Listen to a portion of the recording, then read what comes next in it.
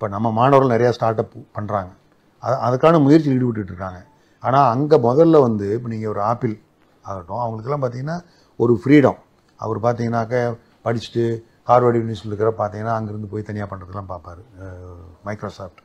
இப்போ இது மாதிரி நம்ம இந்தியாவில் பார்த்தீங்கன்னா மாணவர்களுக்கு ஒன்று பெற்றோர்கள் வந்து இவன் படித்து முடிச்சோன்னே வேலைக்கு போகணுங்கிற அந்த நிர்பந்தம் இல்லை அப்படிங்கிற மாதிரி இப்போது ஒரு 10-15% பெற்றோர்கள் வந்துட்டாங்க, ஃப்ரீ ஹேண்ட் கொடுக்குறாங்க. அந்த மாணவர்கள் வந்து ஸ்டார்ட் அப்புக்கான ஒரு அவங்க இப்போ வேலைக்கு போகிறது எதுக்குன்னா ஒரு அனுபவத்தை கற்றுக்கிறதுக்கு தான் போகிறாங்க. அதுக்கப்புறம் அவங்க ஸ்டார்ட் அப் கொண்டு வராங்க. அந்த மாதிரி நியூ டெக்னாலஜி வரும். இது எல்லாமே பார்த்தீங்கன்னா நம்ம ஒரு நம்பிக்கையோடு இருக்கணும்.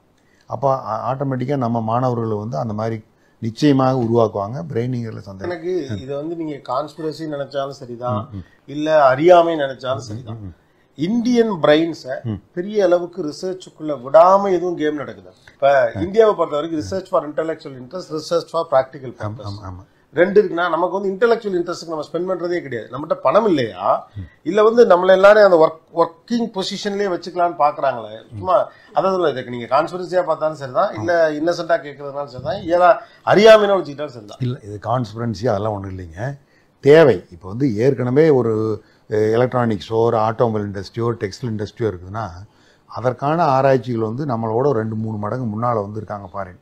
அந்த டெக்னாலஜியை வாங்கிக்கிறது இவங்களுக்கு ஈஸியாக இருக்குது. அதே மாதிரி அங்கே ஏற்கனவே ஒரு கம்பெனி வந்து ஒரு பணத்தை கொடுத்து ஒரு ரிசர்ச் ஸ்டேஷன், ஒரு இன்ஸ்டியூஷன், ஒரு பெரிய பெரிய இன்ஸ்டியூஷன் இருக்குங்களா. அப்போ ஃபாரின்லாம் பார்த்தீங்கன்னா யூனிவர்சிட்டியில் தான் புது இன்னோவேஷனே வருது. பட் இங்கே பார்த்தீங்கன்னா பெரும்பாலும் நம்ம என்ன பண்ணுறோம், இண்டஸ்ட்ரியிலேருந்து தான் விஷயங்களை கற்றுக்கிட்டு அதை தான் மாணவர்களுக்கு சொல்லிக் கொடுக்குறதா இருக்கிறோம்.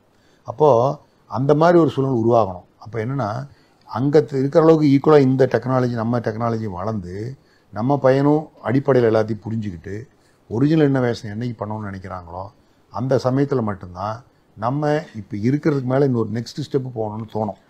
அப்போ வந்து என்ன ஆகும், நெசசரியாகவே வந்து இண்டஸ்ட்ரி பீப்புள் வந்து ஆர்என்டிக்கு நம்ம யூனிவர்சிட்டிஸ் நம்பி பணம் கொடுப்பாங்க. நம்மளும் வந்து நல்ல ஒரு ஒரிஜினல் ரிசர்ச் பண்ணி கொடுப்போம். அப்போ தான் இங்கே ஒரிஜினல் ரிசர்ச் உருவாகும். இப்போ என்னென்னா நம்ம எல்லாமே என்ன நினைக்கிறோம், வேலை வாய்ப்பு டெக்னாலஜி வேணால் ஃபாரினில் வாங்கிக்கலாம், டையை போட்டுக்கலாம். அதுதான் இன்றைக்கி இந்தியாவில் கூடிய யதார்த்தமான சூழ்நிலை. இதுக்கு தகுந்த மாதிரி தான் இருக்கிற கல்லூரிகள் தங்களை வந்து அதுக்கு தகுந்த மாதிரி ஒரு என்னோட கன்சர்ன் என்னன்னா, டெட்ராய்ட் ஆஃப் இந்தியான்னு நம்ம சென்னையை சொல்றாங்க. பிகாஸ் எல்லா ஆட்டோமொபைல் இண்டஸ்ட்ரி இங்க இருக்கு. நீங்க ஸ்டார்டிங் ஃப்ரம் இன்டர்நேஷனல் கம்பெனிஸ்ல எல்லாரும் இங்க அசம்பிள் ஆகுது. ஆனா உண்மையிலேயே டெட்ராய்ட் சம்பாதிக்கிற காசை நம்ம சம்பாதிக்கிறோமானா இல்லை. இந்த வித்தியாசம் இருக்குல்ல, ஏன்னா அவன் வந்து டெக்னாலஜியை வச்சிருக்கிறான், நம்ம வெறும் அசம்பிளிங் பண்ணிக்கிட்டு அதை உருவாக்கம் செய்யறது.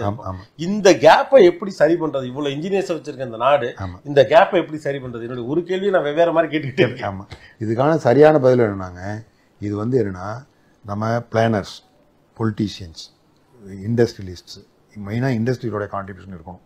எங்கே இப்போ இண்டஸ்ட்ரியலிஸ்ட், நான் திருப்பி அதான் சொல்கிறேன், இண்டஸ்ட்ரியலிஸ்ட்டுக்கு வந்து அங்கேருந்து ஈஸியாக டெக்னாலஜி வாங்கிக்க முடியும், அங்கேருந்து ஈஸியாக கொலாபரேஷன் போட்டுக்க முடியும். இது அவங்களோட மைண்ட் செட்டு. இங்கே படிக்கக்கூடிய பேரண்ட்ஸோட மைண்ட் செட், பையனுக்கு படித்து முடிச்சோன்னே வேலை கிடைக்கணும், இது இவங்களோட மைண்ட் செட்டு.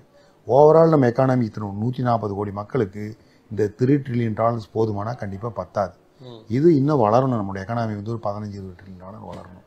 உதாரணத்துக்கு முன்னாடி எங்கே நான் சைனாவுக்கு வரேன், அங்கே நீங்கள் சொன்னது வந்து சைனா அந்த சீசோர் ஏரியா பூரா பயங்கர டெவலப்மெண்ட்டாக இருக்கும். வில்லேஜில் இன்னும் அப்படி தான் இருக்காங்க. பட் இங்கே அட்லீஸ்ட் நம்ம வந்து ஈக்குவல் குரோத் பற்றி பேசுவோம். அதனால் வந்து ஒரு மாணவர்கள் வந்து ரொம்ப யங்ஸ்டர்ஸ் வந்து ரொம்ப பொறுமையாக இருக்கிறாங்க, இன்டெலிஜென்ட்டாக தான் இருக்கிறாங்க. இப்போது உதாரணத்துக்கு முதல்ல பார்த்தீங்கன்னா நாங்களாம் படிக்கிறப்போ ஒரு இன்டர்வியூக்கு போய் வேலை கிடைக்கலாம் மனசு விட்ருவோம். இப்போ பையன் வந்து 5-6 இன்டர்வியூ அட்டன் பண்ணி 7வது இன்டர்வியூவில் சக்ஸஸாக போகிறான், நல்ல சம்பளம் வாங்குறான். அப்போ அந்த பொறுமை அவனுக்கு இருக்குது தானே செய்யுது. அதுக்காக மடி புதுசாக இந்த கம்பெனி என்ன வேணுங்கிறத தெரிஞ்சுட்டு அதுக்காக மடி லேர்ன் பண்ணிக்கிறான், ஒர்க் பண்ணுறான், அதுக்காக ஒர்க் பண்ணுறான். அப்போ அதுக்காக ஹார்ட் ஒர்க் பண்ணுறாங்க. இதெல்லாம் ஒரு பக்கம் போயிட்டு தான் இருக்குதுங்க.